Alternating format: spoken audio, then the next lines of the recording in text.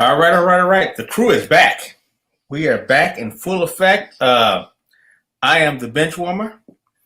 I gotta say, below me is Professor, and above me is the coach. So we're gonna start, Professor. What's going on, sir? Everything is everything.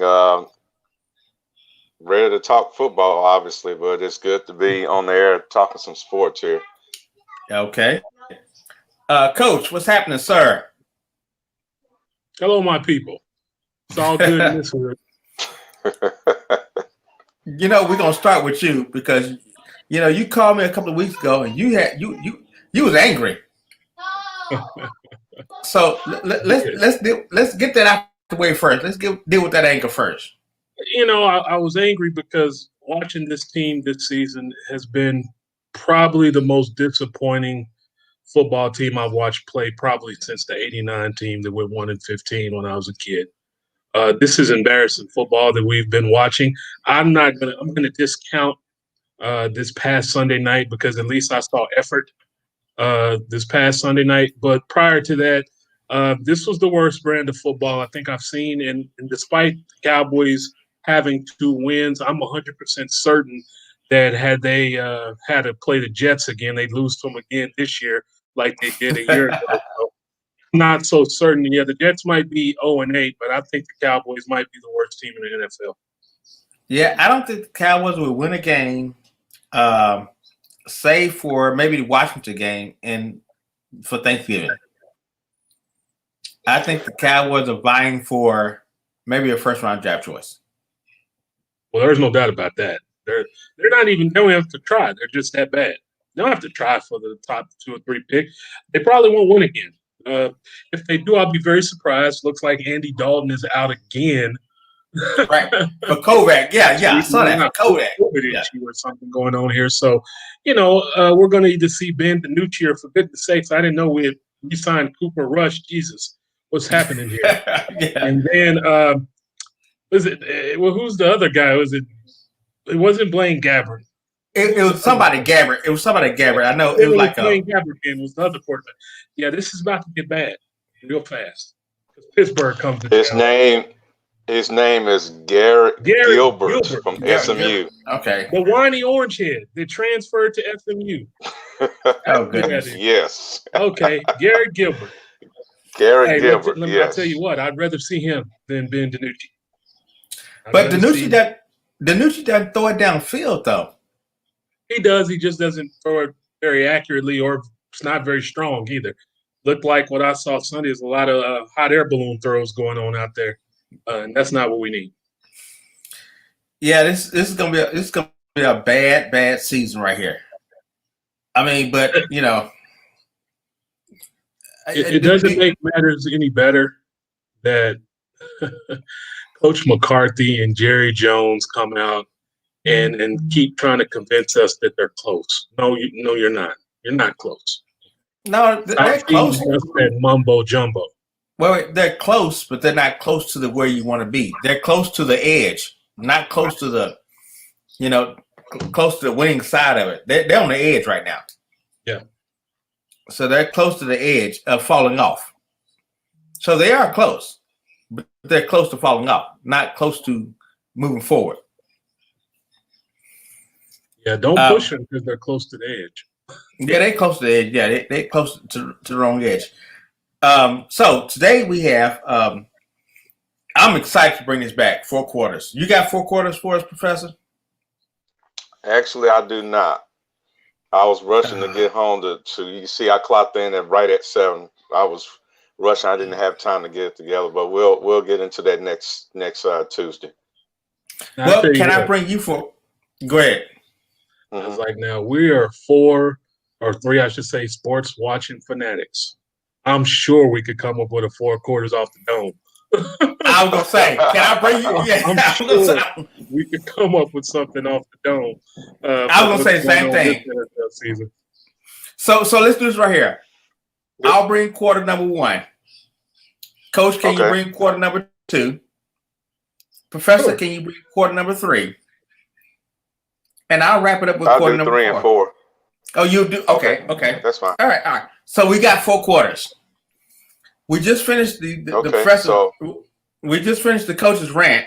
Are you finished with your rant, Coach? Yes, I had to keep it rated G. Oh, go P, go R. Oh no. No. We could have kids watching. If I said the stuff that I was saying 2 Sundays ago against Washington, yeah, they probably kick us off the whole screen or whatever, radio station or whatever's going on, man. It was pretty bad. I was saying the same thing. My couch took a beating, and I kept yelling at the television, and yeah, it wasn't pretty. Is the television still working? Yeah, I'm not about to let the Cowboys make me destroy my lovely 65-inch television. They're not gonna make me do that. So he hadn't thrown nothing into the television, right? No, just beat up my couch. Okay. All right, Professor. These past 2 games, I mean, are you okay? You're not jumping off the ledge, right? No, absolutely not. Okay. We just make sure everybody's fine because we've been away for 2 games, and it's on me, But you're okay though, right? And I was gonna say absolutely. Yeah, I'm okay. In terms of the Cowboys, Yeah. no, I'm okay because I heard y'all talk about playing for draft position, which you have every right to think of it that way. But we're 2-6, and we're only a game and a half out of first place in the NFC East, which is how atrocious that division is. The Jones family, by any stretch of the imagination, will not tank this season at all until they have been mathematically eliminated from winning the division, not winning or getting a wild card, from winning the division. If you don't get the division, you can forget the wild card. Yeah, that's a wrap. You're gonna get in the playoffs, you have to win the division, and it didn't help when the Eagles beat you. So with that being said, we're 2-6. The Eagles are 3-4-1. That one being the tiebreaker, so we're a game and a half out instead of a full 2 games, which gives the Cowboys every reason in the world to believe they can still turn it around despite how bad we're looking right now. So no, I haven't given up on the Cowboys, and we might have a division winner with a losing record. That's the first time that may even occur since the I believe the Carolina Panthers went 7-8-1 to win the division. Yeah. So it's always an opportunity. So to answer your question, no, I'm far from giving it up. And if we don't get the division, we will have a top 10 draft pick. If you do win the division, you're probably gonna get ousted in the first round by either Seattle, Tampa Bay, you name it. We're gonna probably get beat anyway because you don't have Dak Prescott, and your offensive line is not where it needs to be. And I'll get to that later on because I've been preaching the last 3 years that every time we see Tyron Smith go out with injury for a lengthy period of time, I've always said get in the draft and draft his backup. His backup should be starter material. And they have yet to do that. Every single year, Tyron Smith cannot stay on the field, and it's getting tiring now. He's not even 30 yet, and he's been injury prone the last 5 freaking years. Even going back to the Romo era, he was he's been injury prone. The only time he's been healthy is when he first came out of the draft. His first couple of years, he was healthy, but after that, when he turned, I believe 24, 25, he just couldn't stay on the field for even 13 games. So, I mean, it's y'all know it's bad.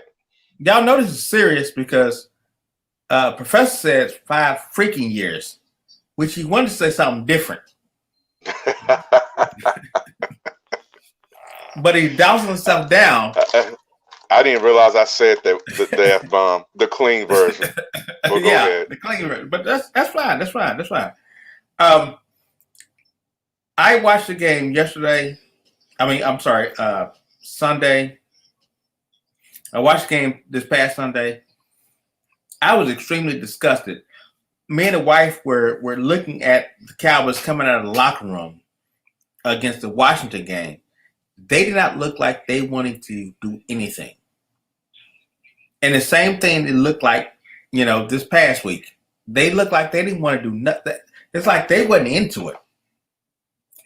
Is that coaching? Or I mean, what is that?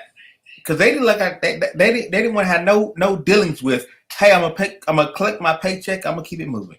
That's what they look like. Well, I thought on Sunday we saw effort. I mean, there was only so much you were going to be able to do with Ben DiNucci. They tried a bunch of trick plays. They tried to figure out ways to make things happen, and they did on both sides of the ball. They came out with a double reverse or something along those lines with CeeDee Lamb for a big play. They created a couple of sack fumbles where they got in, Philadelphia territory. But then third-string quarterback does what third-string quarterbacks do. I mean, they're not he's a third stringer for a reason. He's a rookie from some school called James Madison. So this is a different type of athlete that he's dealing with on the other side of the ball than what he's accustomed to seeing. So when that's the case, I mean, what were you expecting? He had a couple of boneheaded plays because he held the football too long. One got us knocked out of field goal range. Another, he fumbled in their territory, cost us a couple of field goal opportunities, and would have kept the game tied at 15. And then the bogus, fumble pickup for a touchdown where the guy clearly had recovered and was already down. But, the referees missed that call. But other than that, defense was balling. You can say what you want, but Diggs caught a couple of picks. Carson Wentz, who, I'm tired of people talking about him in a positive light. He's hot garbage. No, he's garbage. Yeah. Rookies that are undrafted make, and we need to call him out on that because he's definitely – people continue to make excuses for him, and the excuses need to stop. I don't care if Philadelphia wins this division. They really need to take a look in the mirror as the ownership in Philadelphia and decide if Carson Wentz is really their guy, because some of the nonsense he was doing against the Cowboys, I'm sitting there scratching my head like, why would he make that throw? Why would he do this? Why is he holding the ball so long? So, I mean, Dallas competed on Sunday. That's the first time we've seen them compete probably since the Giant game when Dak first went down. So, maybe that's a positive way to look at it. Unfortunately, we won't know if that's going to be a true turnaround because, like I said, Pittsburgh is coming. Yeah, remember, though, Carson Wentz is only as good as Nick Foles was. Because once Carson Wentz went down, Nick Foles took over, 3 or 4 games. Now you see what Nick Foles is doing in Chicago. Nick Foles is only, 3 or 4 game type player. That's how good Carson Wentz was. But Carson Wentz, he holds the ball too long. He's not necessarily giving Philadelphia a chance to win. And Philadelphia really don't have a lot of receivers. They don't have no running game. So the Cowboys had to compete. The thing with the Cowboys I look at is they run a 5-2 defense. 5 down linemen, 2 linebackers. Once that running back gets past that first wave, it's done deal. They're deep. The defense they run is just crappy. It's extremely crappy. And their DBs, I mean, you got Tay Diggs, but that's kind of it. You got Xavier Woods, but whatever. Chidobe Awuzie, who's been in and out.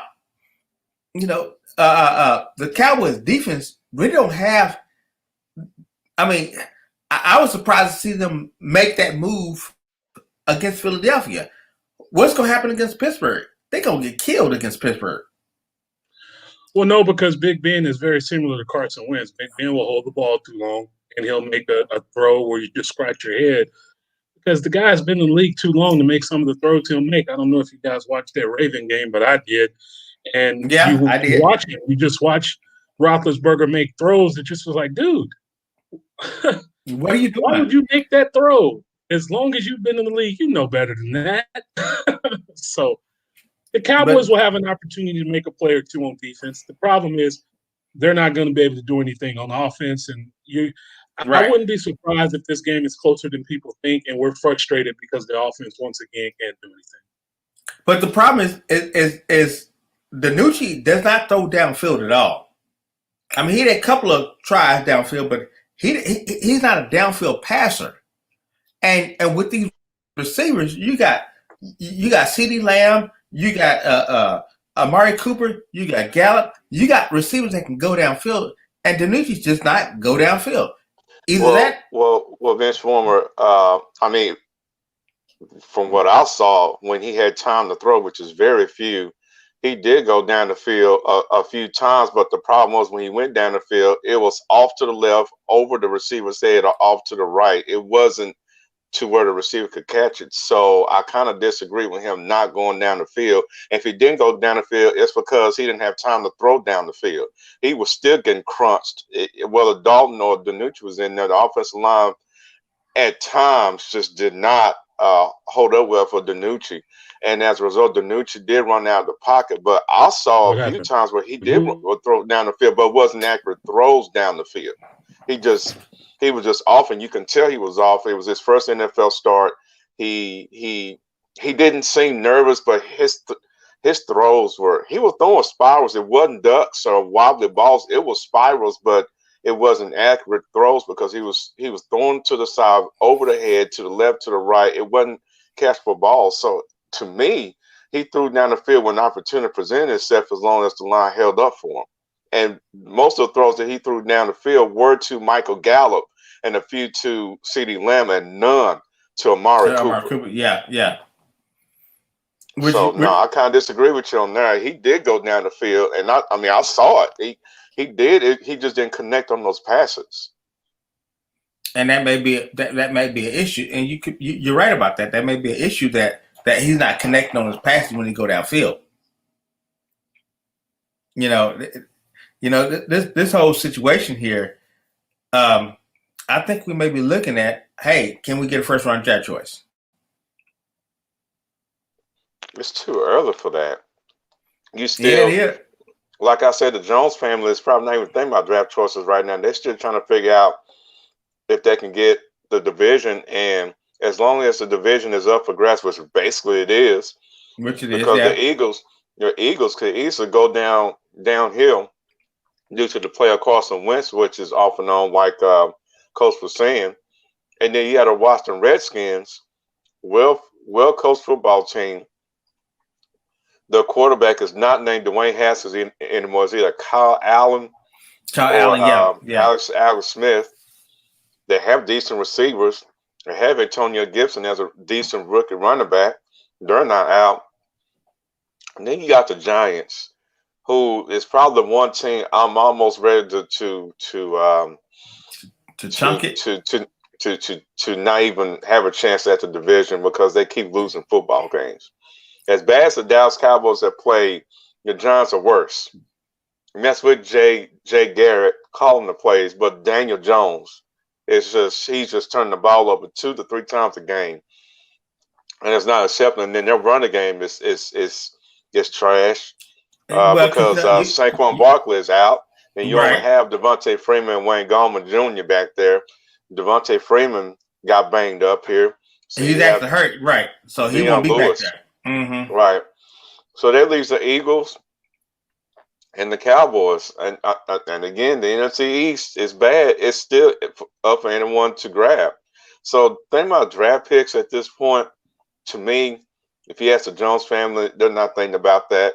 In the back of their mind, they probably is consciously, but they're trying to find ways to win football games. I don't think Mike McCarthy in his first year is going to give up to the point, okay, let's think about the draft. No, as long as the NFC East is up for grabs for a division title, they're not giving up. Well, I think we need to look at it like this right here. You're right. It's Mike McCarthy's first year in Dallas. His first year in Green Bay, I think they went like 4-12, I believe, his first year. Mm-hmm. So I mean, yeah. So they didn't necessarily, do a lot in their first year. So maybe we were,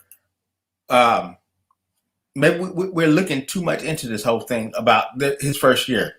Plus, he had no training camp. He had no, they couldn't get together and do anything. So let's go ahead and do this right here. Let's go to 4 quarters. Okay. And do I get the first quarter? Yeah, you say you're going to take first quarter.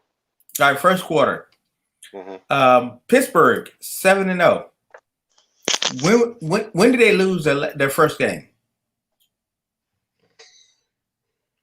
Well, what's their schedule look like the rest of the way? I'm going to it right now. Well, you know they got the Cowboys next week. Well, they ain't losing that one.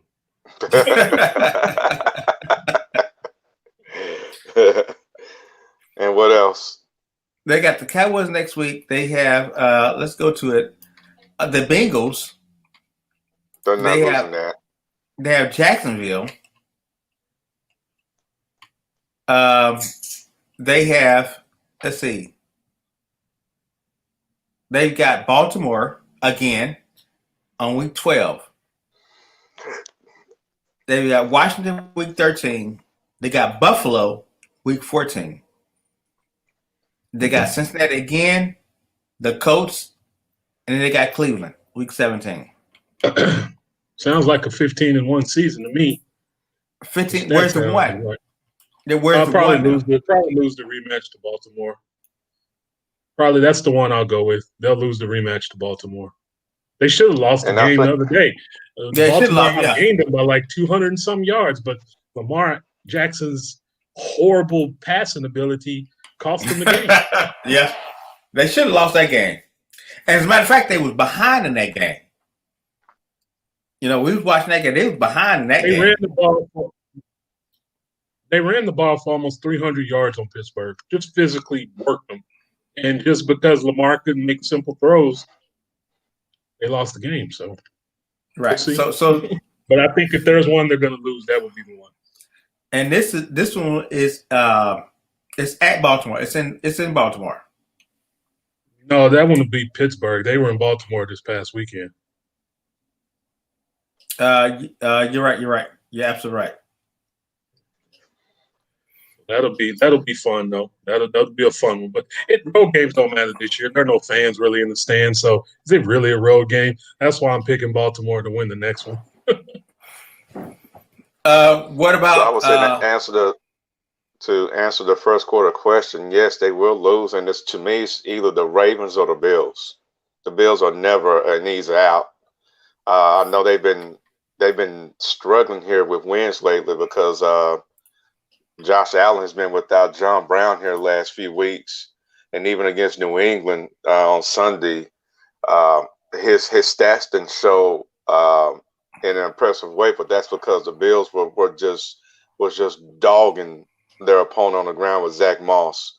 So, and this is at Buffalo too. The Bills, that's at Buffalo too. Yeah, and I've told y'all before, the Bills, they're beatable, but when you face them, it's not an easy out. That's a complete football team, defensively, special teams, and offensively with, believe it or not, Cole Beasley, John Brown, and Stephon Diggs, and Josh Allen, who was a goal line threat when they're in the red zone. So, yes, they're probably going to lose the games either between the Bills or the Ravens. So I'm looking at 14-2, the way they're playing. What do we think about Cincinnati, though? They're fun to watch because Joe Burrow is a lot better than I thought he would be as a rookie. A lot better. He's already playing like a savvy veteran with his decision making. Cincinnati, they'll be fun. They'll compete. They're not going to win the game, but I think they'll compete because he has some young weapons on the outside. Probably by then, Joe Mixon will be back, so he'll have his running game back. And, Joe Burrow, he's not afraid. I mean, they went out there and put a whooping on Tennessee. So a very good Tennessee team they put a whooping on this weekend. So, yeah, Joe Burrow's been winning me money on DraftKings, so I'm a fan of Joe Burrow. So, you come in with low cost, high reward. Joe Burrow's my guy. You come with some ulterior motive, huh? Hey, gotta have a reason for everything. All right, quarter two. Who's got quarter two? Me, I do. All right. If you're the Jets, you're probably going to have the number one pick. Would you trade Sam Darnold this offseason?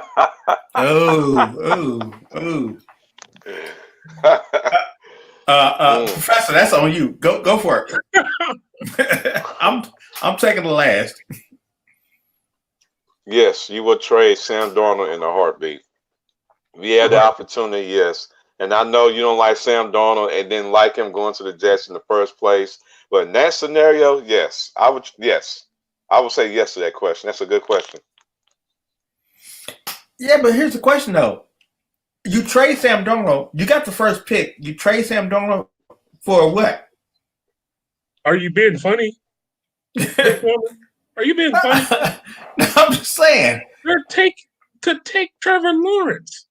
To take Trevor Lawrence. If they have the number one pick, you trade Sam Darnold because you're going to take Trevor Lawrence. Very similar to the Josh Rosen, Kyler Murray deal, where they already had Josh Rosen, but Cliff wanted he wanted Kyler. And so they traded Josh Rosen, got a pretty good pick for him, and then they, drafted Kyler, which clearly was the right decision. And so I'm just saying, can history repeat itself? Well, here's the question though. I get that. Here's the question though. If you got the number one pick, why would you trade out of the number one pick and thinking Trevor Lawrence is gonna still be there? No. You didn't hear my question correctly. You're trading Sam Darnold. You're not trading your pick. Because if you have the number one pick. Okay. I got you. Okay. Right. Okay. So you're gonna pick. So what do you trade him for? A couple of other picks? Yeah, because Sam Darnold, there's a lot of teams that still like him. So I'm betting you could probably get a second for him. And if that's the case, you get a second round pick. They look at like a team like Pittsburgh, who Ben Roethlisberger's on his last day. He's on his last legs, yeah. He could sit for a couple of years. The Colts, where he could sit for a year behind Phillip Rivers maybe, and then take over that team. San Francisco, where Jimmy Garoppolo can't keep his butt. Just went down, yeah. But Jimmy Garoppolo can't score no touchdown passes. Garoppolo, San Francisco just wasted a lot of money with him. Well, he just can't. At some point, your best attribute is being available, and he's not available. Or I'll give you this right here. Would you trade him to Cowboys? Who? Sam Darnold. No. Who? You know how I feel about Sam Darnold. So I'm definitely not having him replace Dak. That's crazy talk. I think Dak will be just fine. No, not replace him, but replace Andy Dalton. Yes, I'd take him for that. Yep. See, that's what I'm talking about. You trade him, Andy Dalton, you got to go. We got Sam Darnold. I don't think you can do that, though, because the minute, and I'm a big believer in this, especially with Cowboy Nation, the minute Dak Prescott has a game or two where he doesn't play particularly well, they're going to want to see what the kid can do because, what is Sam Darnold, 24, 25 years old? He's a young kid, yeah. So people still think he has something and they have time. And if he's with the right team, he could be pretty good, which I'm not saying he can't. That's why I mentioned the teams that I mentioned, teams that already have quality offensive lines, quality receivers. He won't go into a situation like the Jets, where to me was a no-win situation for him because they just don't have good management, good coaching, good anything. So if you get him in a situation with Frank Wright out there in Indianapolis or Shanahan out there in San Francisco, he has an opportunity to be successful. Oh, would you send him to the Las Vegas Raiders or Minnesota? Well, the Raiders might be a possibility because I don't think Gruden really likes Carr. I really don't think Minnesota's ready to give up on Kirk Cousins yet. I don't know. I don't see why they're not quick to give up on Kirk Cousins because he's what I call a coach killer. He will show flashes of brilliance, and then he will have a game where you scratch your head where he throws 3 picks. And it's like, what are you out here doing? Like the Green Bay game. I know Dalvin Cook did most of the damage, but Kirk Cousins didn't do anything to kill him, to hurt him. This week, I don't even know who they play yet because I haven't checked the schedule. He's liable to come out and throw 4 picks for all we know. So I don't know what the relationship is with Kirk Cousins in Minnesota. I don't like Kirk Cousins. I didn't like him in Washington. I don't like him now. He's too inconsistent. So, like I said, man, Sam Darnold, I would take a shot at him. if I have a team that can protect him and has weapons to see what this kid can really do, because even though I don't like him, he's had no chance to be successful because he's in a situation that used to be what the Cleveland Browns were. All right. So, Professor, the question was asked: would you take him over Andy Dalton? Take who? Sam Darnold. Oh no. I'll take Dalton all day. I know. I can't trust Sam Darnold. I'm sorry. No. Dalton. All right. Question number third quarter. I believe that's on you, Professor. So at this point through 8 weeks, who is your midseason NFL MVP? That's a no-brainer for me. Y'all already know. If y'all remember who I love. I know Wilson. I know Yep, Wilson. That's exactly right. Yeah, I don't see anybody over him. Well, I will say this.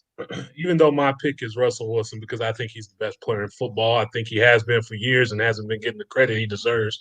And he's once again carrying this very mediocre Seattle team because he's so good. I don't know. Seattle got a lot of receivers now. Yeah, but they don't play any defense. They're very mediocre as a whole. Yeah.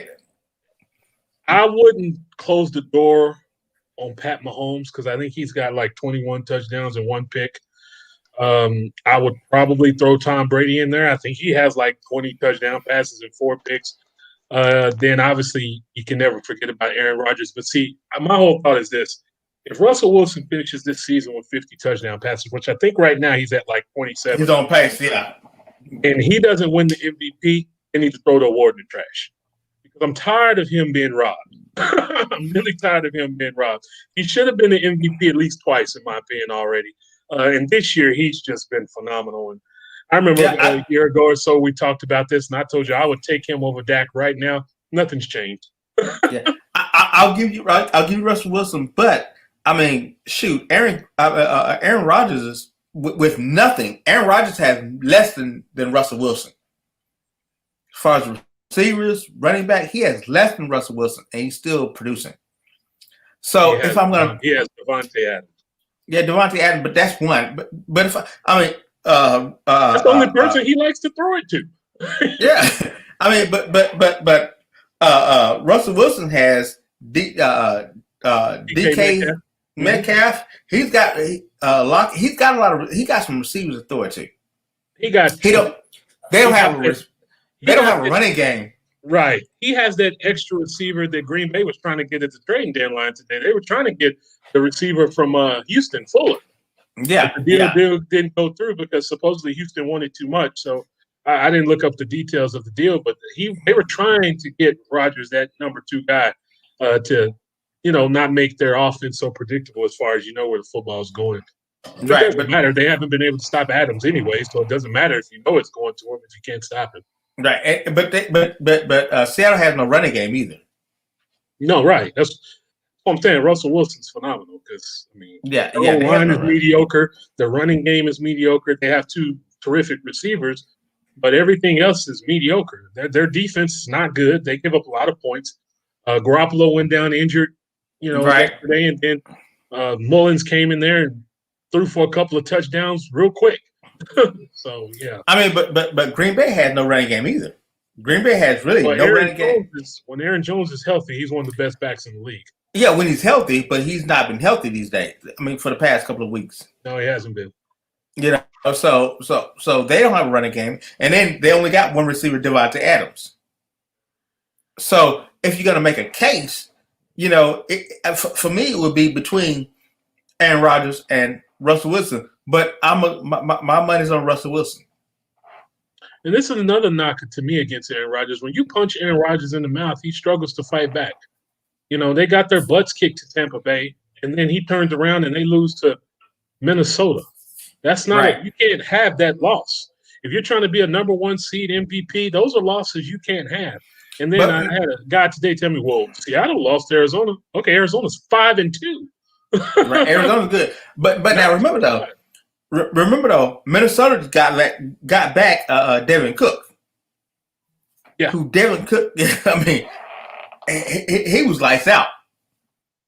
I mean, he's been there most of the year, and they're still 2-5. So. No. He was hurt. Devin Cook was hurt for the past 3 or 4 games before they got him back. So once they got Devin Cook back, he was lights out. He was like, okay. They have good receivers. They have Thielen. They have the rookie Jefferson, who's been terrific. Right. They just have a terrible quarterback.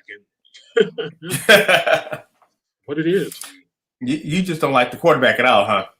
No, Kirk Cousins is not a good player. I remember when he got the contract, I couldn't believe he got that contract. I was like, they actually paid Kirk Cousins that kind of money.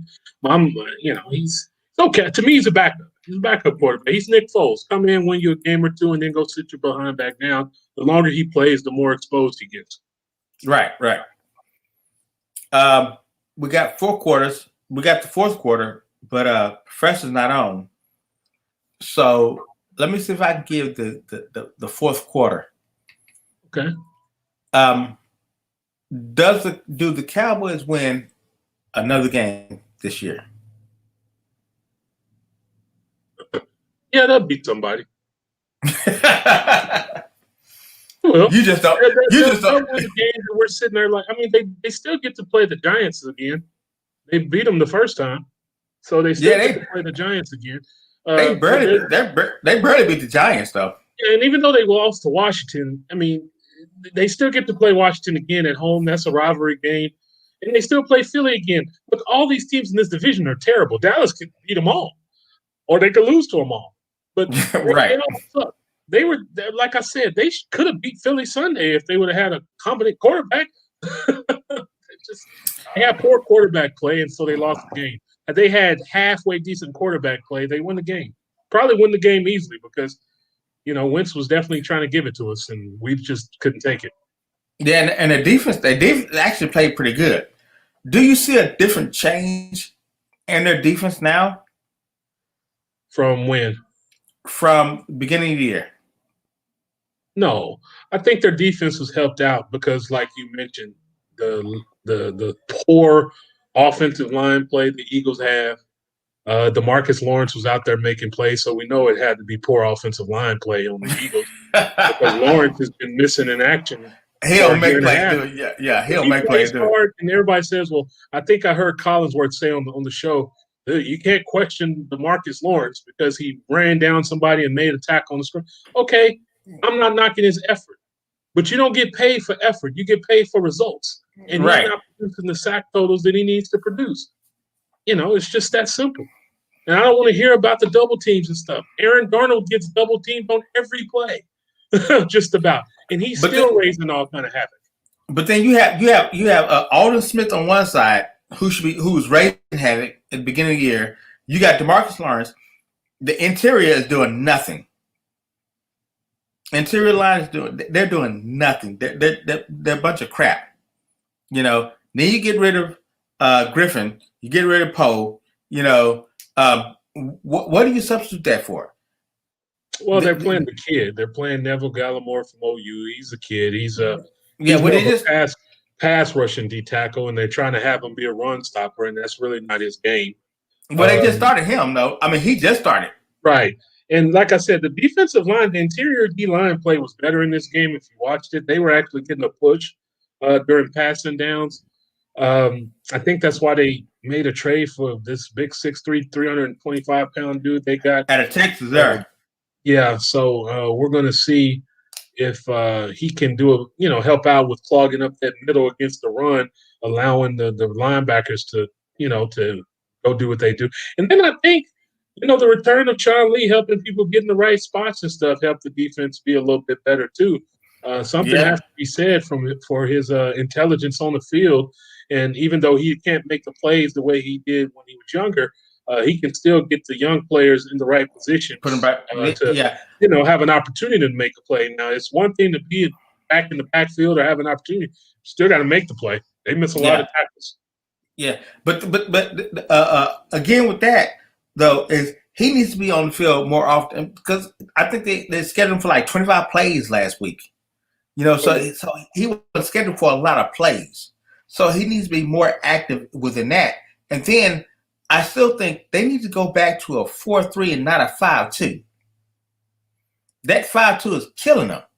I mean, you got two linebackers, and once those linebackers get out of position, if I'm running the ball to the right and I got my linebackers to the left, I don't have linebackers that are gonna go sideline to sideline. So I'm missing a lot of stuff that way. Yeah, and I think the point of the 5-2 is to have more defensive linemen on the field to go against the run, and it's just not working. Exactly, because they're not getting to the point of attack. They're not getting into the backfield to even stop the run. So once you get past that wave, that 5 wave, you only got 2. So that's why these running backs are hitting like 8 or 9 yards per carry, because they get past that first wave and it's over. Dalton Smith is not a run stopper. I would even say once you knock out DeMarcus Lawrence, who's your run stoppers? You have none on the front line. Not really. Although, like I mentioned, they were better in this game. Now, we'll see, because Pittsburgh is coming. Pittsburgh is real physical. I'm not going to really judge the defense on what they did against Philly, although all I'll say is you saw the effort was better. And if they can go out here against Pittsburgh and compete, get a couple of sacks, create a couple of turnovers, or just compete, and you'll know if they're competing or not. And then I'll start saying, okay, it looks like we might be on the up and up, because part of competing is you've gotten rid of some older players. Now you're playing younger players. Younger players have something to prove, so you will get more effort. So we'll see if the Neville Gallimores of the world and Randy Gregory bring back things like that, if those things help. Moving forward to being, a respectable defense, because right now they're an embarrassment of a defense, so maybe they can become respectable by season's end, and, maybe we'll have something to be excited about come next season. Yeah, maybe you're right. If they compete, maybe they can keep it close. Because I'm looking at Pittsburgh, because Pittsburgh's offense is, it's okay. But Dallas' defense is just terrible. Where Dallas struggles is, I think I really like Diggs. I think a lot of people have given him a hard time this year. He's a rookie, and he's made his mistakes. I like Diggs. I think he has a chance to be pretty good. Brown is Brown. Brown he's a slot corner, maybe your fourth corner that's forced into the starting lineup. I don't dislike Brown, but I don't think Brown's a starter. I think he's more of a slot guy in the 3 wide receiver set. But he's the other kid, Jordan Lewis, I think it's time for him to go. He finally has a full season where he's had a full opportunity to showcase what he can do. Just too small. What about Awuzie? I like Awuzie. Well, let's stay healthy. Let's get Cheetah Bay back. Let's get him back first. Yeah, if he can stay healthy. Have something for him, because like I mentioned earlier today about Garoppolo, same with the Awuzie. Look, your best asset is being available. If you can't be available because you're constantly turning ankles, pulling hamstrings, and things like that, then we can't do anything with you. If you're not available, if he can stay healthy, then we're okay. But he can't stay healthy. At the end of the day, it's a business, and you have to make business decisions. That's a guy that's going to want to get paid. Right. My thought would be like this: since he's been on the team, how many games has he missed? And is he worth the money that he's asking for? And I'm basing that strictly on availability. If he's not available to me, I can't pay him. I have to let him walk and go get another young kid in the draft. Yeah, because next year the salary cap is going down to like 175. Right, because the money they're losing this year. Exactly. So you're not going to have the money, and you still got to pay. You still got to pay Prescott. You got to pay Prescott. You got to pay. You paid Cooper. Haven't you paid Cooper yet? Yeah, they already played. They paid Amari Cooper last season. Okay, so you still got to pay Prescott, and then you still got to pay Awuzie. I mean, these 4-year contracts are coming up now. See, me, I'm probably letting Awuzie walk. I'm just going to be real about it. I'm letting him walk. I'm letting Jordan Lewis walk. And I'm just going to draft a couple of more youngsters or see who's out there in free agency that's bargain price to get me through while my young kids that I draft develop. or something along those lines. There's no need to overpay for Awuzie. Awuzie doesn't shut down half the field. Because Byron Jones didn't make interceptions, but people didn't like to throw his way. Right. People throw Awuzie's way. He's not a special corner. He's a solid corner, but he's not special. And so because of that, I'm probably letting him walk. He didn't have a lot of takeaways. Get him at a bargain price. Then he didn't have a lot of takeaways. He didn't have a lot of takeaways at all. Look, Diggs already has 2 interceptions. Does Awuzie have 2 interceptions his whole time in Dallas? Maybe one. Maybe one.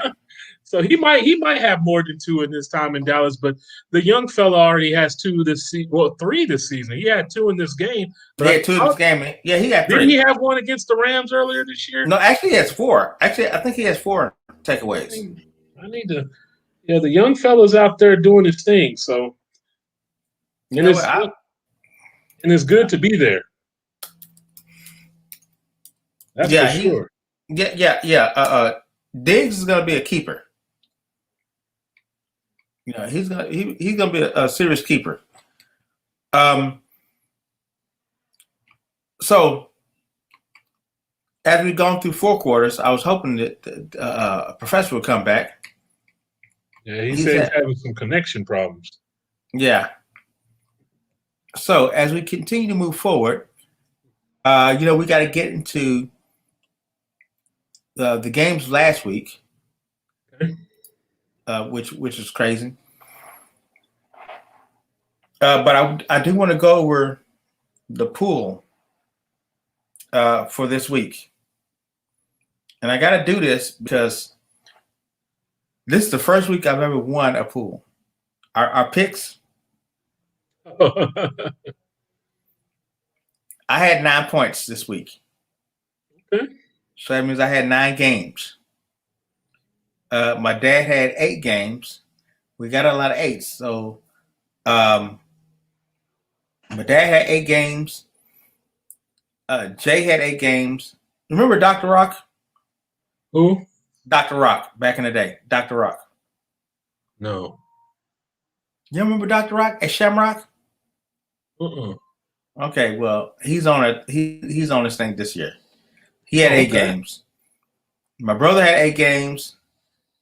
My brother-in-law had 8 games. My other brother-in-law had 8 games. Alex, you remember Alex, right? Yes. She's in Korea. I mean, she's in Korea now. Oh man, the whiny orange hair went to Korea, huh? She's teaching now. Nice. She's teaching folks how to be Texans. She had 8. I hope she's finding some food she likes. Yeah, oh yeah. She's in the She had 8. My other brother had 8. Security, Shelly had 7 this week. Okay.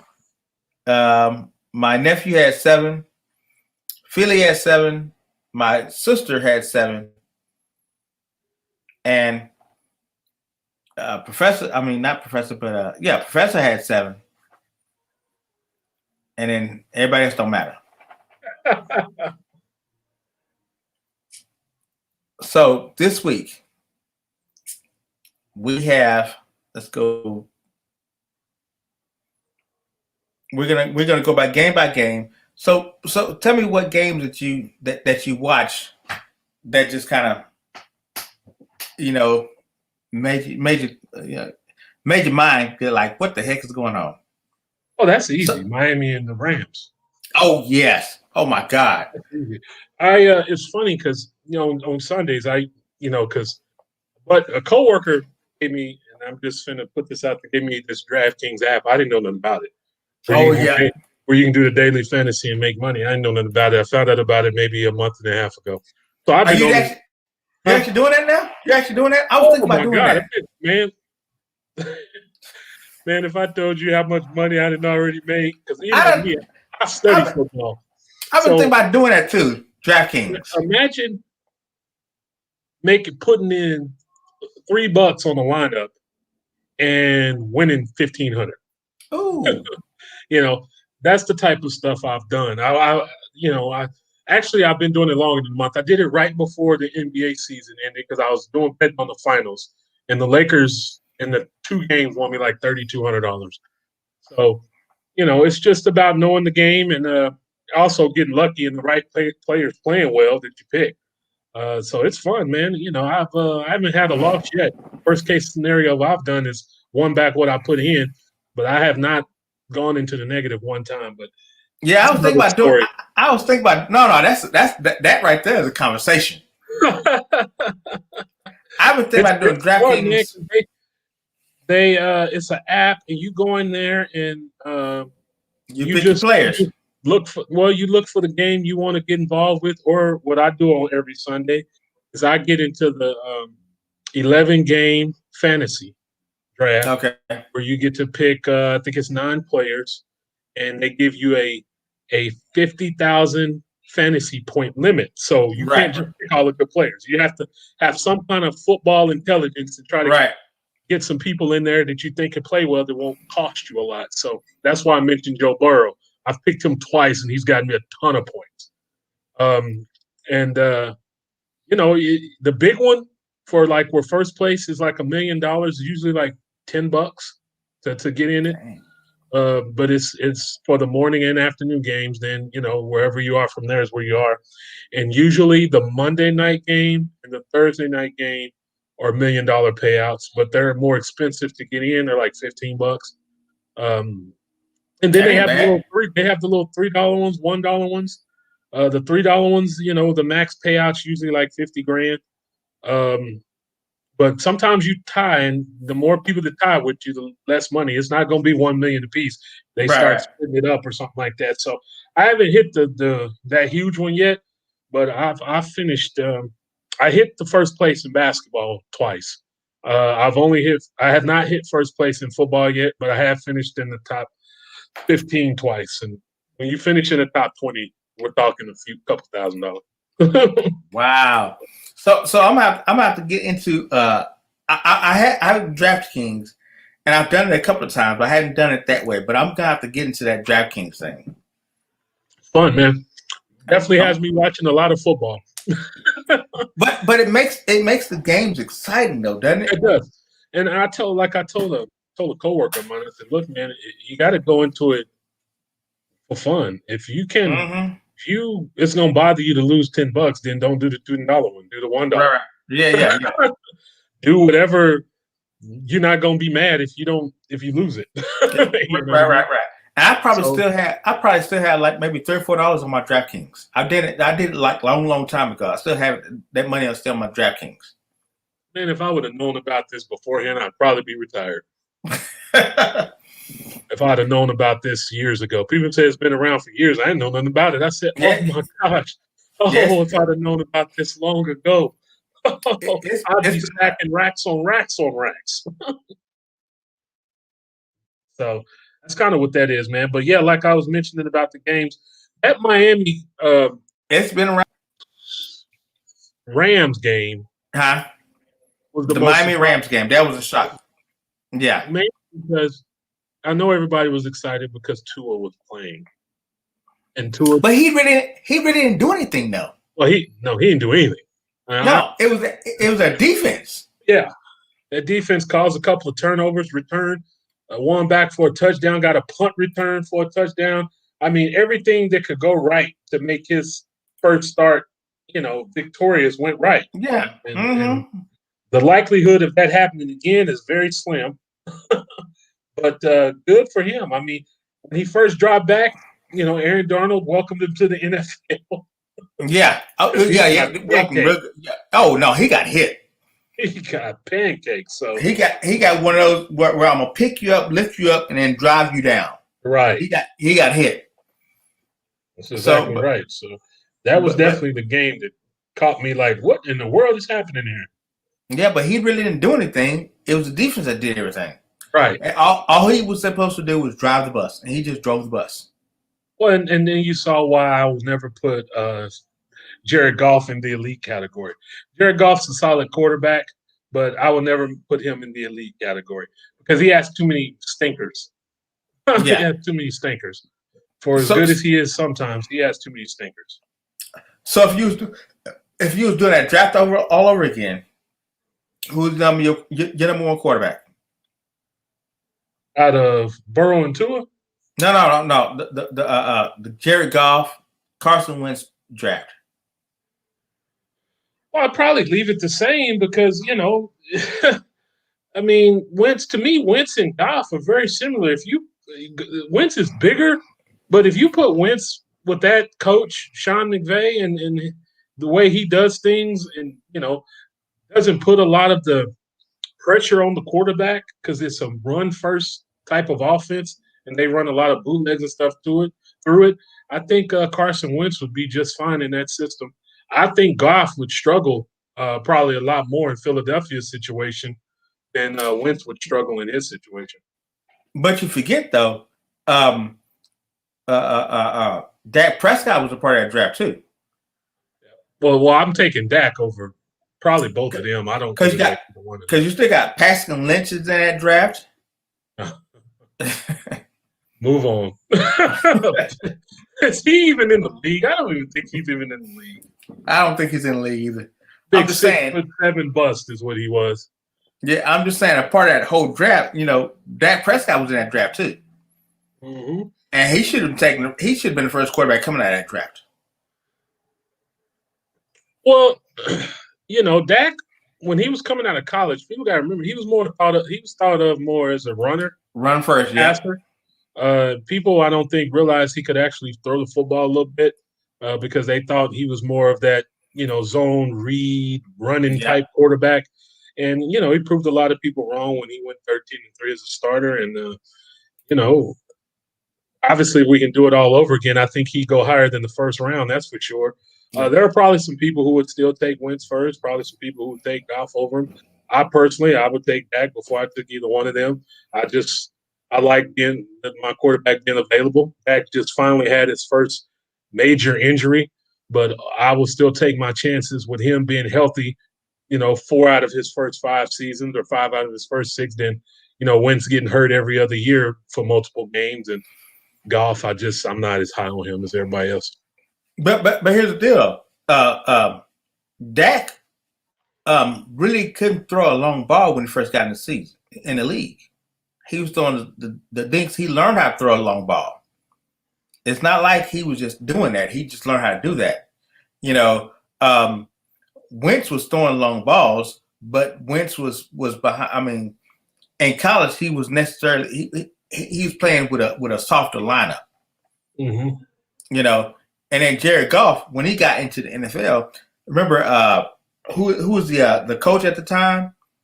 I forget the coach at the time for the Rams, but he didn't even start Jared Goff. Oh, you talking about Jeff Fisher? Yeah, Fisher. Yeah. He didn't even start Jared Goff because his balls were wobbly. They still do on occasion. That hasn't changed. So they had to learn that though. If it were me, I would probably have drafted Wentz and then Prescott if I had to go back. Hindsight is 2020. Of course. So I probably would have drafted Wentz first and then Prescott. Yeah. Fair enough. Yeah. Dak, he would definitely go higher than the 4th round. He would definitely go before Paxton Lynch, who went in the 1st round that year. Yeah. Prescott would have been a first rounder. Yeah. Okay, so let's go ahead and move to the games for this week. Let's do this week. Hold on. All right, so first game this week. All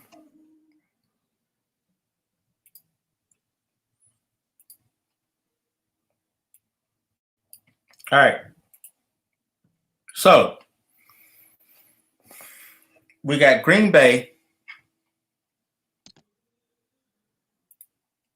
Okay, so we got Green Bay 5-2 versus San Francisco 4-4. Okay. That's on Thursday, right? That's Thursday night game. Yeah, I don't really know how San Francisco can win this football game. Their whole team is injured. Yeah. They just lost Kittle pretty much for the season, and obviously Garoppolo for the next 6 weeks or so with the high ankle sprain. I really don't know how they can win this game. So obviously I'll pick Green Bay to win this one. But even with that being said, I expect it to be competitive just because, Green Bay will, they're not overwhelming on offense. In San Francisco, they'll still compete hard on defense being at home. So I expect a competitive game. Yeah, Green Bay will shoot themselves in the foot like they've often done and still win games. I don't know how they do that. How do you not necessarily play a great game? How do you play an average game or below average game and still win a game? Well, a lot of times that has to do with the competition. You being superior to the people you're playing against. Mm-hmm. I mean, I think this is a matchup where, it will take a few turnovers by San Francisco to have a chance to win this game, because I just don't think if both teams play their A game, San Francisco's A game, I don't think it's good enough to compete. I just don't. It's not at a high enough level to win. Let me put it that way. But now let me say this right here, though. With Garoppolo out, Garoppolo has really hurt the team, hurt San Francisco. That's supposed to help them. Because Garoppolo, he's not one of these quarterbacks that can win it, that can put the team on your shoulders, let's say, that can win. So, well, of course not. We found that out in the Super Bowl. Yeah, and during the whole playoffs when all they did was run the ball. Exactly, and when they stopped running the ball, that's when they lost. they did everything they could to take the ball out of Garoppolo's hands. And when they decided to put it back in his hands, they lost the Super Bowl. They lose, yeah. But I'm gonna go Green Bay on this game right here. Sure. One quick thing on that game, though. San Francisco can win if they can control the ball with the running game, because Green Bay is weak against the run. And so if they can run the ball on Green Bay, they'll give themselves a chance. But I don't see it happening, so I'll take Green Bay as well. I was going to say, because Tevin Coleman is out. Yep. So that was your number one running back. That's San Francisco's number one running back, Coleman. He's not playing this week. Right. So I'm going Green Bay. All right, here's another game that's gonna, Seattle 6-1 versus the Bills 6-2. This will be a good one. This will be a good one right here. Yeah, and it's in Buffalo. This will be a good one. Okay, my question is right here: is Buffalo that good? They're improved. Their division is weak. They've managed, they've taken advantage of a weaker division. They've taken advantage of playing some weaker opponents as well. Because when you get to play the Jets and you get to play, a New England team that looks like they're in the middle of a rebuild, which a game they probably should have lost. Cam Newton fumbled the ball right there. Right. But, you like Bill Parcells said, you are what your record are. They're a 6-2 football team. So they're 6-2 good, whatever that means. They're 6-2 good. But I will take Seattle because I'm always going to go with the better quarterback. And Russell Wilson is 10 times better than Allen. And the receivers that Seattle have are going to create some mismatch problems in that game. But Stephon Diggs will cause problems for them too, as well as Cole Beasley. So I think this is going to be, depending on the weather, a higher scoring game than people think. I'll probably take the Seahawks, 33-24. Well, they're up in Buffalo, so the weather's going to cause havoc. Yeah, and the weather's bad, then obviously that changes things. Then I'll take Seattle 23-17. Oh, you still taking Seattle regardless of it? Yeah, regardless. They have Russell Wilson to go. Oh, see, you Russell Wilson down, huh? Yeah, that's my dude, man. You just all you have to do is watch him play, man. It's just a beautiful thing to watch. Yeah, I'm gonna go Seattle too. I mean, I'm trying to find a way to go Buffalo. They're at home. That's enough away. Yeah, they're at home. If the weather is like snowy or something like that, then you can probably see a close game. But it might be. It might be like that. I don't know yet because I haven't checked the weather. But just right now, the way the matchup is set, I'm going to take Seattle in this game in a close one. Yeah, I'm out to Seattle too. Next game. This is a good one too. Ravens 5-2 versus Colts 5-2. Is Lamar? Are the Ravens start showing the colors, the true colors now? Because they're not winning against good teams. Well, the Ravens have the same issue they had a year ago, and I mentioned this. Lamar Jackson. Now, I don't want to use the word easy to defend, but there is a formula to beating Lamar Jackson. It's real simple. Mm-hmm. What you have to do defensively is take away any passes in the seams. He throws the ball well up the seam. Force him to throw it outside to the boundaries, and you expose his inability to throw. Because he's an average passer of the football. It's not that his arm's not strong enough. It's just not accurate enough to make all the NFL throws. So if you're not accurate enough to make all the NFL throws, so as a defense, my thought is, where is he at his worst when he has to throw it outside the numbers? So I'm taking away anything on the inside and forcing him to throw it outside the numbers and keep a spy on him for when he takes off running. Now, it may not always work because he runs a 4.2.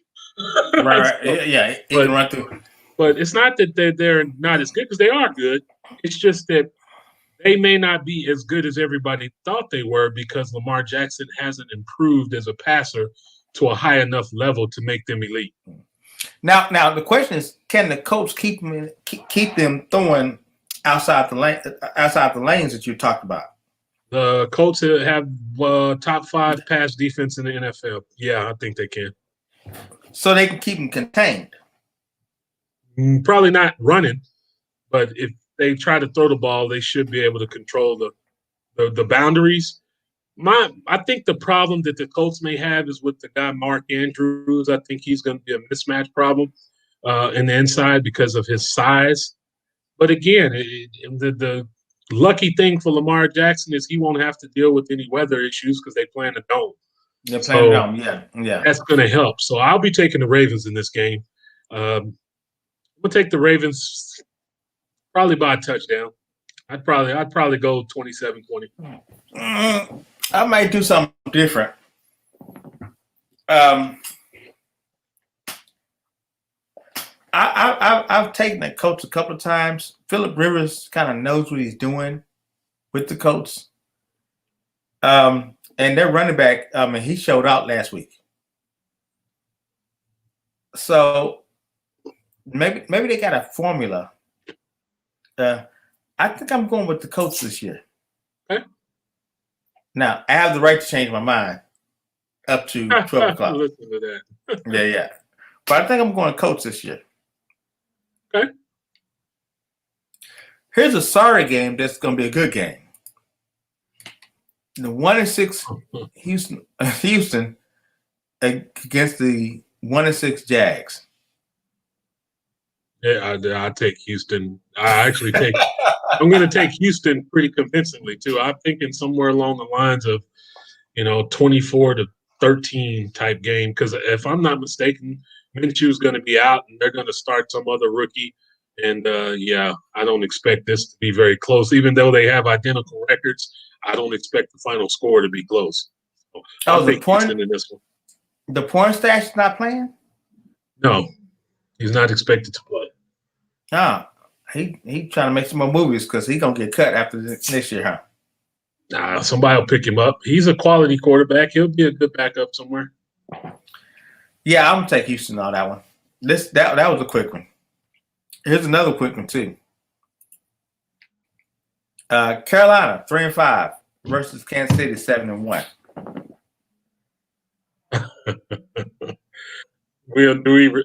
Kansas City.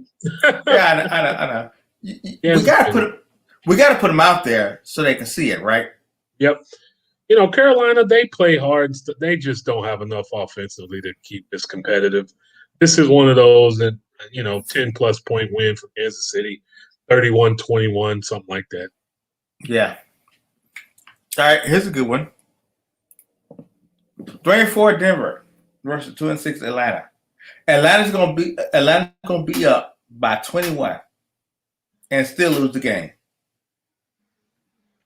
Well, I actually like some things I see from Denver. I think Lindsey's an underrated running back. Drew Lock has shown flashes when they protect him. He can fling it, man. When they've been able to protect him, he can really fling the football. But I knew that when he was coming out of Missouri. I already knew that. So it's just a matter of them keeping him upright. If they keep him upright in this game, they will have a chance because they do have some receiving weapons that can cause some problems. Speed on the perimeter, Jerry Jeudy. They got a good tight end in Fant. I think it's Fant or Fant is how you pronounce that. Going Fant. Up the seams. They present problems. Atlanta is the better offensive team. They are, but they have more weapons. They are, but the problem with Atlanta though is that they can get a lead on you and lose it every single time. Every year, I mean, every game this year, they've had a lead and always lose the lead. Yeah, I'll take Atlanta in this game though. I'll take them. I'll take them somewhere along the lines of 34-24. I like Atlanta in this one. So I went Denver last week, and it was close. It was a nail biter because Denver played. Who did they play? They played the Chargers. A good game. Yeah, it was a good game, and it went down to the wire, and Denver wound up winning. They're going to Atlanta, which is not Mile High. The reason why Denver won because of Mile High, because any kicker can kick anything. But I think I'm going Denver on this game. Because I think Denver is gonna prove some things, but Atlanta hadn't proved that they can keep a lead, and they hadn't proven to me that they can get a lead and keep the lead. So I think I'm going Denver in this game. All right. Next game, we got the 3-4 Detroit Lions versus the 2-5 Minnesota Vikings.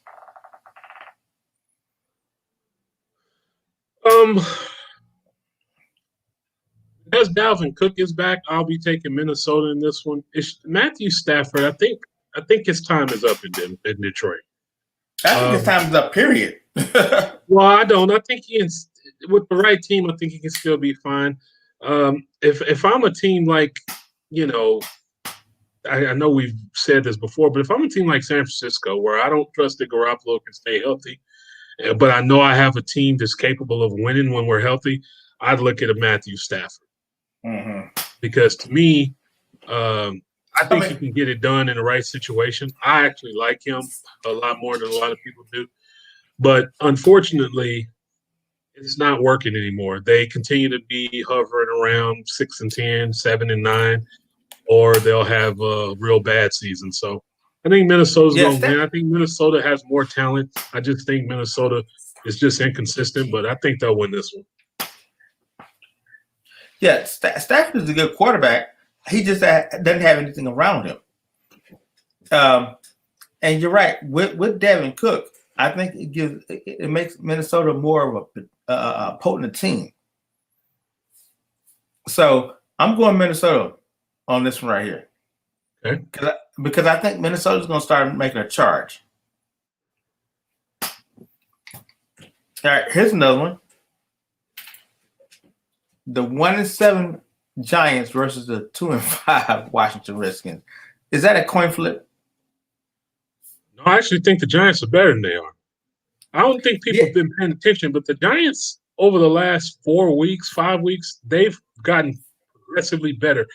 You can see that head coach has a formula and has a way he wants to do things, and you can see it starting to show in his football team. They're tougher on defense, more physical on that D-line front. They run the ball physical. They got receivers that can get open. The problem is Daniel Jones is not very accurate. No. And it was proven last night in a football game that they should have won, but he missed, I'm going to say, 4 wide open receivers for touchdowns on deep balls. I know he missed Sterling Shepard real bad on the double move. He missed Slayton on a post pattern going towards the sideline where he had the guy beat by 5 yards. He overthrew him. And I'm sure there's a couple more that I could mention, but he's their problem, and he needs to fix it because if they have a high pick 2, if it's not number 1 and it's number 2, there's a kid at Ohio State by the name of Justin Fields that I like a lot that I might have to look at if in these last 8 games he can't show me more than what he's showing me because he's continuing to show you the same thing. He turns the ball over too much, and he's not very accurate. So clearly he has a high IQ because he went to Duke, but that's probably why he went to Duke, because he's not a top-tier quarterback.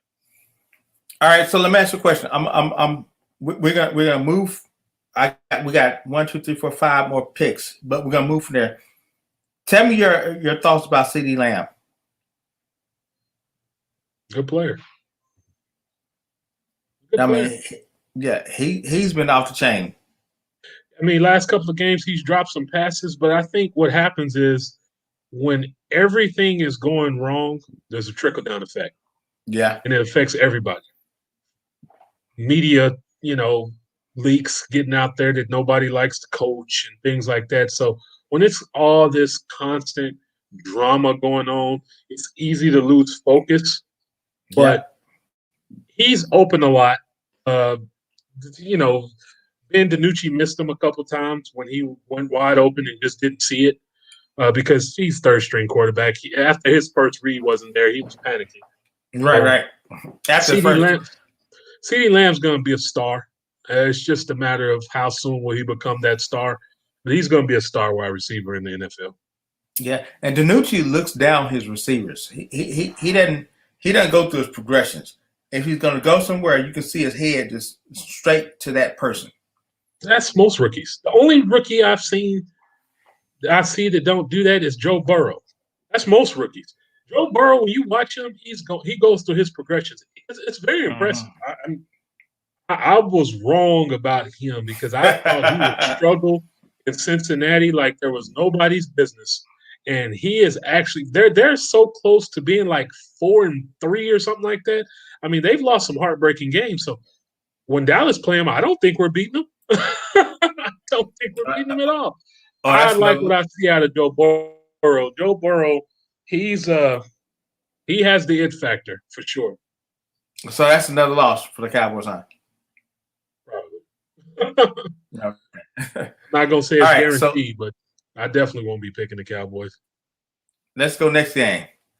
Las Vegas Raiders 4-3 versus the Chargers 2-5. I don't trust the Chargers at all. Well, the Chargers have another fantastic rookie quarterback, but the Chargers are like Atlanta. They know how to hold on to a lead. They've blown in 4 straight games. They've blown 17-point leads or more. Yeah. So they could easily have a record flipped from 2-5 to 5-2. So they're going to be – this game will be closer than people think. I don't get too high on the Raiders because the Raiders are up and down. And to be honest, I'm going to pick the Chargers to win this game. Oh, wow. Because I actually like Justin Herbert more than I like Carr. So I always like to go with who I think is the better quarterback. So I'll pick the I think the Raiders are very competitive. They've been competitive every game they played. Yeah. San Diego's been up and down for me. So I'm going Raiders on this one right here. All right. Yeah, I'm going Raiders because they unfortunately, and I was one of the components that says, hey, you know what? They're going to be down there playing the casino games, the slots. I was wrong. They're not down playing the slots. Well, they might after the game, but still. Right. So I'm going Raiders on this one right here. Tua Lua, what's how you pronounce the last name? Tua. I'll leave it at that. Okay. Tua. Against Arizona, who's just coming off a bye week. Arizona is pretty good. And they're at home in Arizona. Arizona is actually pretty good. I'm gonna go Arizona in this game right here because they're pretty good. Kyler Murray is, even though he's small, he's a nice quarterback. He hits the spots. He runs when he's supposed to. He stops so I'm going Arizona in this game. This game is a trap game for Arizona because if Arizona is thinking the way we all thought that Miami won because the Rams were stupid and kept turning the ball over. I think Tua is going to play a lot better in this game. I think this game is going to be a lot better and more competitive than people think. And I wouldn't be stunned if Miami won. I'm just not going to pick them to win. I'll be taking Arizona in this one. I think this one's going to be fun. I would take Arizona 27-23. Oh, wow. You actually putting a score out there, huh? Yes, sir. I'm not ready to put a score out there right now. Hold on.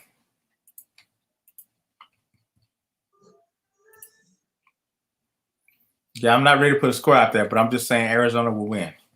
That's fine. Let's go here. The 5-2 Saints versus the 6-2 Buccaneers. And I believe they played earlier this year, and the Saints won earlier this year, didn't they? Yes, they did. So now you have the Tom Brady-led 6-2 Tampa Bay that actually almost should have lost the game last night. I'll be taking Tampa Bay. I don't like what I've seen from the Saints. The Saints are 5-2, but they may be the weakest of the 5-2 teams that I've seen. They have receiver issues. They rely so much on Alvin. Is it Kamara? What is going on with Alvin Kamara? Because he's been dropping balls. He's not been himself. Well, I thought he was good. The last game he had 9 catches, 96 yards. He rushed for another 70. They rely on him too much. He's their end-all, be-all for a weapon, and he's just asked to do so much. And he can do it because he's an electrifying football player. But I think this time around, Brady and company, I think that's why you saw them play kind of like lackluster against the Giants, because I think they were looking ahead to this game. I think after they lost the first one, they had this one marked on the calendar. I fully expect Tampa Bay to come out and physically beat New Orleans up. And I don't personally think this game will be as close as everybody else does. I think Tom Brady and company will probably beat them somewhere along the lines of 33-17. Oh, wow. Okay. I think I'm going Tampa Bay too because they're at home. And while Brady doesn't have the luxury of a Bill Belichick, I think he still can navigate the system a lot better. And you're right, New Orleans, they've been making some mistakes, and I don't necessarily know or understand if New Orleans. I think they're on a downcline. I don't think they're on the upcline. I think they're on a downcline. They're just trying to figure stuff out. And you got the same coach and same quarterback that's been there for so many years together, and you're still trying to figure something out. There's a problem. So I'm going to go Tampa Bay on that one right there. All right. Next game. Hold on. Hold on. Who's next? Oh, I don't want the ticker. Show. Okay. I got the the Jets. I don't want the ticker. Edit that. All right, I didn't want the ticker. Save. Let's go.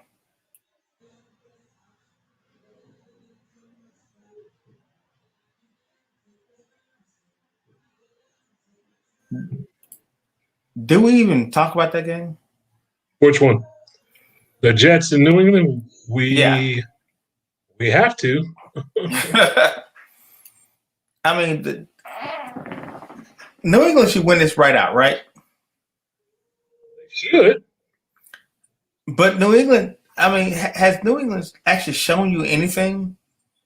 Yeah, in the first couple of weeks of the season, they haven't shown me anything since. Yeah, and then you got Cam Newton. I'm going New England because they're 2-5, and the Jets hadn't really shown me anything anyway. You know, Sam Darnold is okay, but the Jets hadn't shown me anything. I'm going New England, but this is one of those games that you really don't want to pick. Well, I think Cam Newton is done. He's never been overly accurate as a quarterback, as a passer. A lot of his success was just because of his physical gifts. Mm-hmm. But I think even though he's still physically strong, I just don't know if that's enough anymore to carry teams to victories anymore. Mm-hmm. And they probably very well will beat the Jets. It might do it easily. But you know what? I'm picking the Jets to get their first win here. Oh, wow. I think New England's going to come out and be flat. I think Cam won't play well and end up getting benched because I think the weather is probably not going to be that good. And I think the Jets are going to win this game. Okay, question. Is Cam Newton a crybaby just like LeBron James? LeBron James wasn't a crybaby. Cam Newton's he's still riding that 1 year that he had the MVP year. And when he yells out, well, they gave up on me. Okay, you had 1 year. What have you done since then? This is a what have you done for me lately league. And what has Cam Newton done? He hasn't done anything. Well, Cam gave up on himself when he was against Denver, and he didn't go for the fumble. So I got my whole career I got to think about. That's when he gave up on himself. Well, there you go. So I mean, he's not one that can come up here and act like he's owed something. I mean, you have one. The you know what's annoying is that he has an MVP and Russell Wilson doesn't. Yeah, you're right. That annoys me. You're right. Because he's not in Russell Wilson's league. None, not at all. Not in this league. There ain't nobody in the NFL that will take Cam Newton over Russell Wilson. And I still think he's a crybaby. Oh, they hit me too hard. He's a well-dressed crybaby. No, the hair, we got a problem with the hair. Or the hat that he wears. He always has a hat on, so I don't usually see his hair. Yeah. One of those, they hit me too hard. Remember that? Oh, yeah. Yeah, that to me, that's LeBron James. I blow on him, and he slides across the floor like I fouled him really bad. Yeah, now you know that happens, right? Oh, yeah. With LeBron. Yeah. And you just happy because he's with LA and they got a ring, so you good, huh? Oh, yeah. Number 17, baby. Them and the Dodgers, right? Yeah, I don't care nothing about the Dodgers. I'm a Rangers fan. But good for the Dodgers. All right. Last game. And I'm doing this as the last game, but I don't know if we even need to do this, but here we go.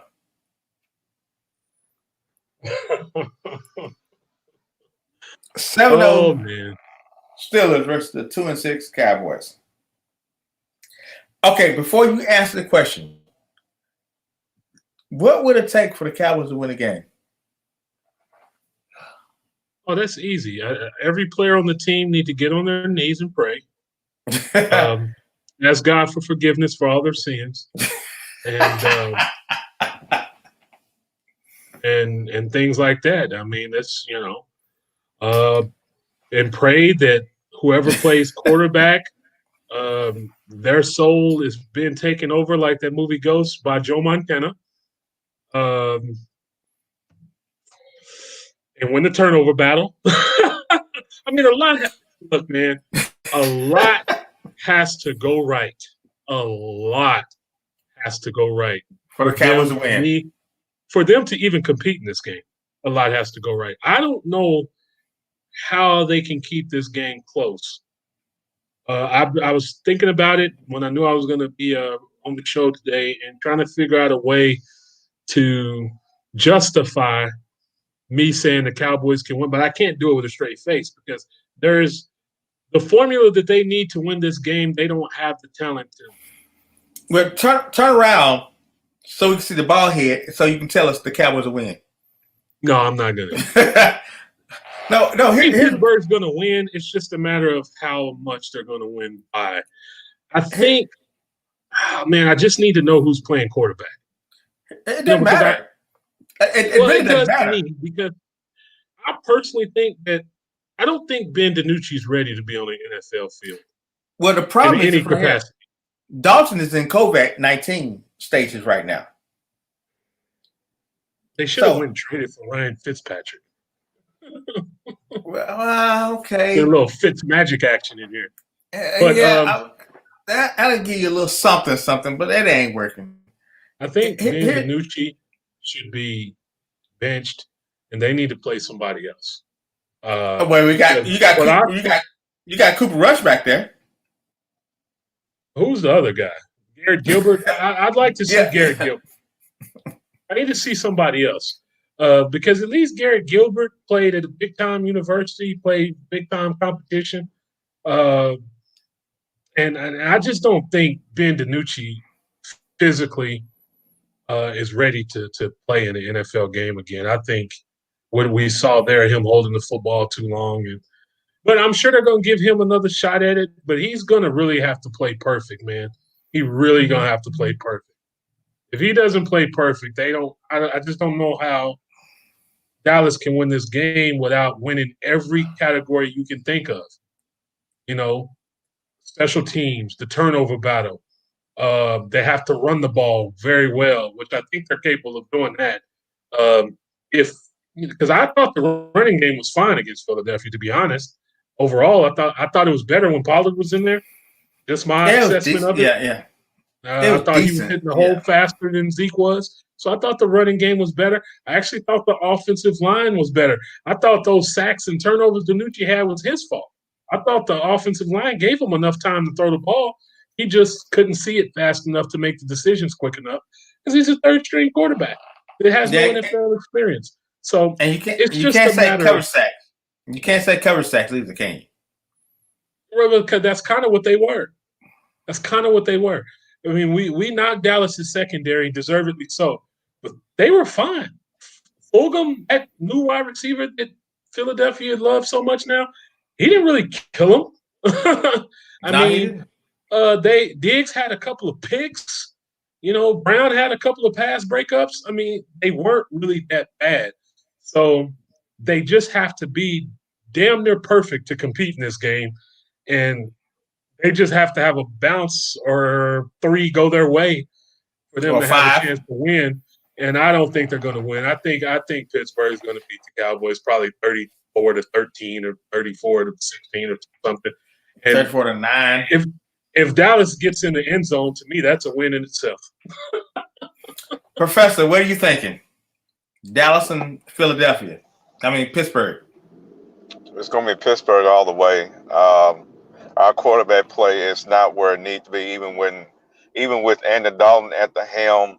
It's a second-tier performance at that quarterback position, which affects the performance of Zeke Elliott, which he has to obviously get his fumbleitis correct, in which he did against Philadelphia. But I believe we're looking at a situation where Dak Prescott is benefiting from the play of Andy Dalton and Ben DiNucci. The presence of Andy Dalton only gives Amari Cooper the production he needs, because we saw Sunday night the one catch for 5 yards, and that's practically because of quarterback play. Ben DiNucci has his favorite go-to receivers, and in this case, it's Michael Gallup more so than anybody else. But in this game here, it's Pittsburgh all the way. It's going to be 8-0, and I think it's going to be ugly, whether it's with Cooper Rush or even with Ben DiNucci, it's going to get pretty ugly. If you want to beat the Pittsburgh Steelers, and I know people may not like this concept, you may want to play slow ball, and that's having an effective running game, milk the clock, and on third and 5 or less, which is manageable third downs. If you can make a first down off of your 3rd and 5 or less, and manage the game clock as you go along the way and be effective in the run game, you have a chance to beat Pittsburgh. And this is a scenario that the Giants used on Monday night against Tom Brady and company before they figured out how to overcome what I thought was going to be a upset on Monday night. But Jason Garrett and company against the Bucs, they decided we're going to keep the ball away from you, Tom Brady, so we're going to play slow ball. And slow ball is what they did last night. And you saw the Giants almost pull off the upset.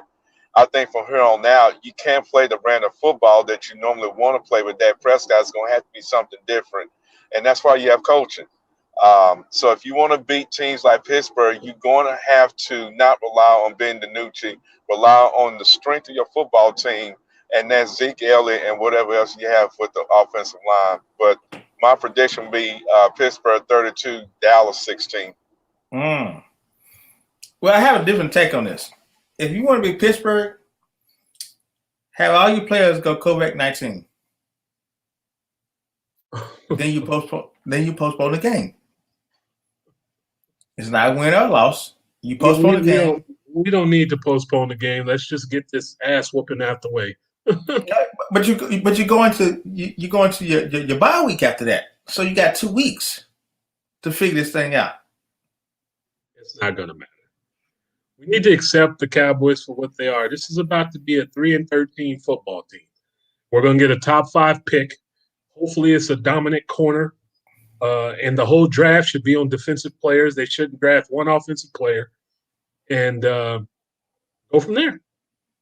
I would really question you. Do you want to get a dominant corner or a dominant defensive lineman? Whoever the best player is at that position, that's who they need to draft. At number 5. At number 3. Oh, you thinking? And it needs to be a piece for the offensive line. I'm at a point now, not to cut y'all off, but listen to that concept. Your offense, for me, and my belief is, your offensive line, however that is, your offense in general will be just as good as the performance of your offensive line. And that's how the Cowboys were able to be successful in the 90s when we had Mark Tuinei, Nate Newton, Mark Stepnoski, Eric Williams, and company. That's why, and then Daryl Johnson as a blocking fullback for Emmitt Smith. The recipe for success is if I were to build a football team, an expansion football team, my first go-to is the offensive line. Build that up, then get your franchise quarterback, franchise running back, or wide receiver. But you can't really expect your offense to produce without an effective offensive line. So if we got a top 10 pick or even a top 5 pick, I'm going for the best offensive. This is one of the we drafted CeeDee Lamb last year because he was the best player available in the draft. I like that move, and as it turned out, I think it was a good move, but I don't think we're going to keep all 3 receivers another year. I think Michael Gallup is gone after this year. Either him or Amari Cooper. No, Cooper got his ask contract. Me, well, our salary cap might not be the same next year due to the effects of the pandemic. Yes, I've been looking. Yeah, it's going down to 175. It's going down 175. So if you have a top 10 pick, and I'm not in the rebuild mode, if you ask me, but Tyron Smith is not dependable. You lost Travis Frederick to retirement. Lyle Collins out for the season with hip surgery. I don't expect him back next season. And you really got Zach Martin. You need to go ahead and start putting pieces around Zach Martin. You need a true center. So my point is, defense? What about the defense, though? I was saying defense the last 2 or 3 years, not knowing the offensive line was going to get decimated due to injury or due to retirement. I mean, you can draft for defense, but you got to protect Dak Prescott. If Dak Prescott is your future, you got to find ways to protect him. We have seen numerous times when Tyron Smith is out, Dak Prescott gets blown up in the pocket. Now you got La'el Collins, Travis Frederick, and Tyron Smith out. To me, I'm more of an offensive. At this point, my mind's on the offensive line. We got to solidify that first. As far as our defense for the last 3 or 4 years, we have built to have a nice defensive line. Our safeties is atrocious.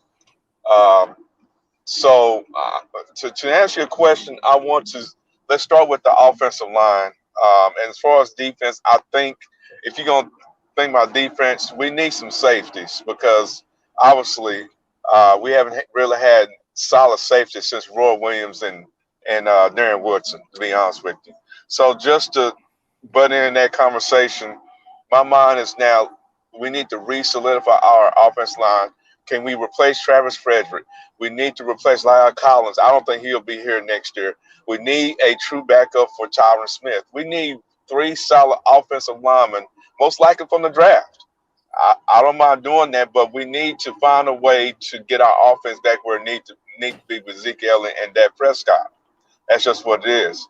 And we started the season without Travis Frederick and La'el Collins, and you saw Dak Prescott half the time run out the pocket more than you expect them to, and you don't want that. So the last 2 years when we talked about this, I said, we need to focus on defense because our offense is okay. Well, I can't say that anymore now until we solidify the offensive line. Once you solidify that, then you build from there. All right. Coach, what do you think? I'm defense because, to be honest, you're playing so many young players on that offensive line. In these last 8 games, we're going to find out if these kids are progressing or if they're backups. I thought Steele was a lot better, probably played his best game at offensive line position. You got to start somewhere. I mean, you throw all these kids out into the fire because you had to, but you want to see, since they're in the fire, will they progress? And if they can continue to progress, and by the end of the year, you're like, okay, 2 of these guys with the return of Collins and then you still got Zach Martin.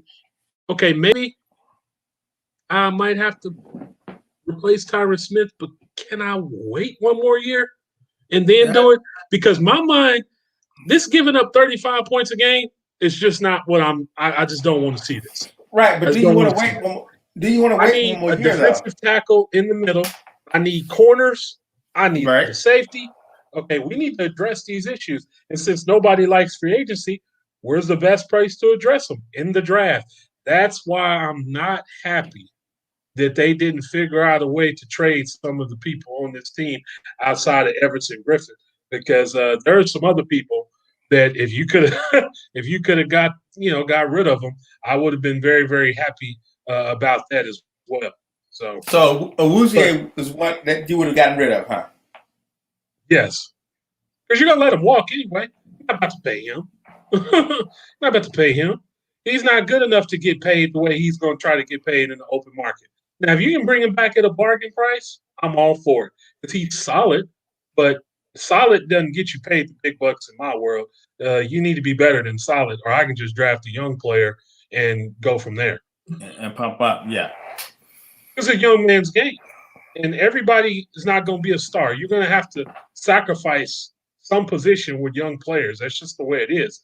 So if you're willing to do that, this last 8 games, we're about to see what this offensive line can be, if they can develop and improve, or they're going to flop miserably over the last 8 games. And then we know none of these guys are worth anything. So we need to focus on the offensive line and the defense. All right. So we got to find out. We did 4 quarters when we do overtime. Professor, I'm gonna let you take the first answer to overtime. You're Jerry Jones. You're 2-6. You know, so you're halfway through the season. Do you blow the team up? What do you do? Do you think you can make a run? What do you do?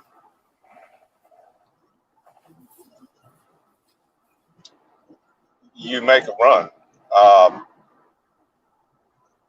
We've seen in the NFL that the strangest things have happened. I'm a firm believer that as long as you're in position, as Bill Parcells say, in position to get in the tournament, you don't blow anything up. I've been hearing ridiculous things about trading or whatever the case was, trading Zeke Elliott. It's just ridiculous to even hear that. Blowing it up is almost like giving up on what you already got. Let's keep in mind that we are a victim of injuries and retirement to this team. It's something that we know injuries are part of the NFL, but we didn't see this coming. And right now we're seeing the fruit of what happens when $40 million of your players is not even on the freaking field.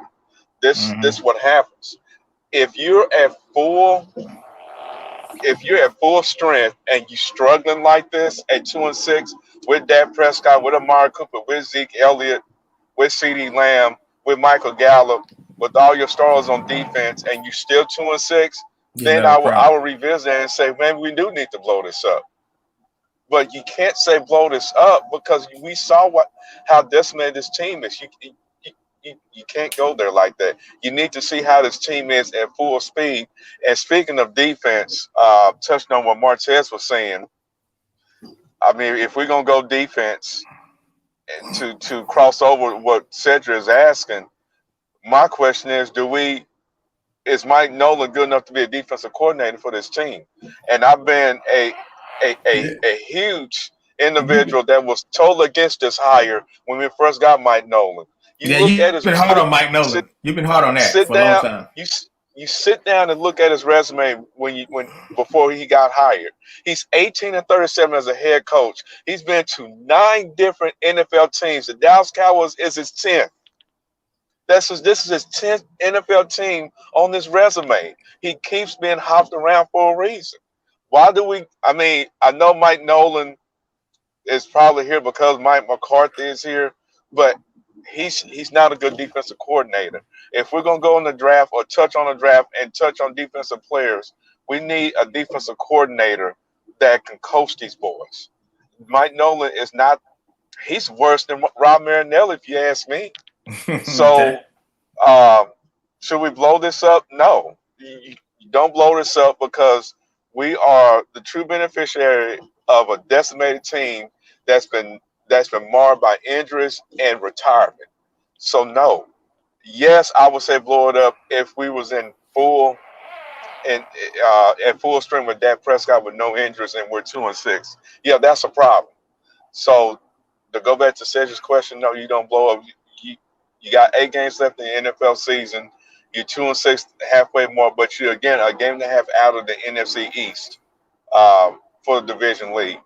That's no different than the Philadelphia Eagles being at 6-2 and the Cowboys at 5-3 or 4-3-1. It's the same thing. The records are just different. You're 2-6, but Philadelphia's 3-4-1. So let's go. Let's see what we can still do until you mathematically eliminate it. So no, you don't blow it up. All right, Coach, what do you think? Well, even if you wanted to blow it up, you couldn't. The trade deadline's over with. So yeah, you're right. You're gonna go with what you got, and you play to win. Obviously, I just don't think they're good enough to do much of that. If they win and they make the playoffs, look, I'm always for getting into the playoffs because you can't win it if you ain't in it. I say that all the time. So gotta go to the tournament. Yeah, you're in it. Everybody's 0-0. No fans are in these stadiums really, so no real road games. So you take your shot at it. So obviously, you're not going to blow it up. But like I mentioned, I just want to see the development of some young players the rest of the way. I mean, they're forced to play. So let's see how good this coaching staff is at developing these young players. I'm looking at this as training camp, mini camp, things like that. These young players are learning on the fly, and let's see as they learn on the fly if they're going to improve by season's end. 8 games, real NFL games with all these young players. If they're not better by the end of the year, then the coaching's terrible, and you need to figure something out with that part of it. Okay. So as we get ready to wrap up, Mark, Coach, I got your picks. You're saying Pittsburgh, right? Yeah. They would go 8-0, and Dallas will fall to 2-7. If Dallas wins this game, it'll be bigger upset than Miami beating the Rams. It would be, yeah. Professor, the 7-0 Pittsburgh Steelers will visit the Cowboys 2-6. Who you got? Pittsburgh's going 8-0. Pittsburgh 32, Cowboys 16. Y'all giving Dallas a lot more credit. I'm going Pittsburgh too, but I'm going Pittsburgh 40, Dallas 6 or 3. because DiNucci has not proven he can go downfield and throw touchdown passes. Well, my pick, my 16 is because I don't expect DiNucci to start. It'll be Cooper Rush. Oh, because Andy Dalton's gone. Right, but there's serious talk that DiNucci is not starting. It'll be Cooper Rush from the practice squad. They're trying to get him up to speed as quick as it. I really don't think Jerry Jones said it was one and done with Jerry Jones in terms of the Gucci DiNucci experiment. If you heard his interview, his interview today with 105. 105.3 The Fan. If you listen to the tone he set when we talked about DiNucci, he wasn't having it. I think he's the reason why Cooper Rush was being brought up to try to get caught up to speed to start. I think it's one and done for DiNucci. I think Jerry Jones, like he said today, Ben DiNucci just wasn't ready for the spotlight. Yeah, I did hear that. My 16 points is on the premise that Cooper Rush is starting against Pittsburgh. I'm not expecting Ben DiNucci to play Sunday whatsoever. I'll be shocked if he do.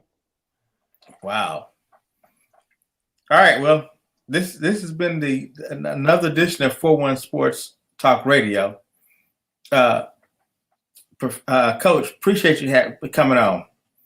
No problem. Professor, glad to have you again. Yes, sir. We're gonna move past this right here, and they've not let me on the ledge anymore, so I can't go on the rooftop anymore because I'll be subject to jump with this cowboy stuff. So I'm going through therapy and counseling about the Cowboys. Y'all should go to that too.